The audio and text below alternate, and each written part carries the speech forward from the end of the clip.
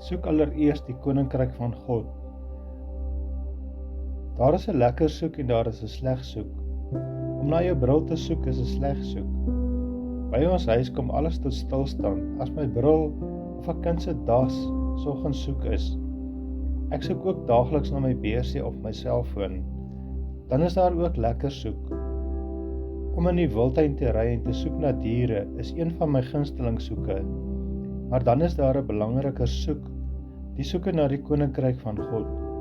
Die 1933 vertaling vertaal Matteus 6 vers 33 met: Maar soek allereerst die koninkryk van God en sy geregtigheid, en al hierdie dinge sal vir julle bygevoeg word.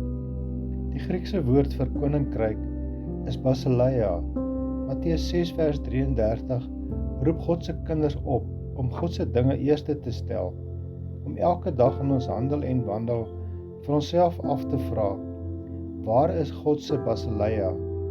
Die teoloog Trevor Hudson beskryf die koninkryk van God met die droom van God as hy skryf: From the beginning of his public ministry, Jesus' life and message revolved around God's dream for the world.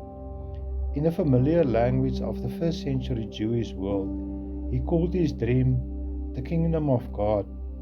God's kingdom is where God rules and reigns. It is where God's will is won, where what God wants to happen really does happen.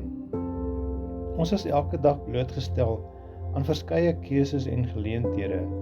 Daar is soveel verskillende maniere hoe ons beide ons tyd en energie kan spandeer.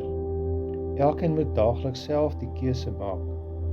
Dietrich Bonhoeffer verwys na 'n geloof waaraan die koste verbonde is, want as ons waarlik na God se koninkryk soek, beteken dit dat ons soms 'n prys daarvoor moet betaal.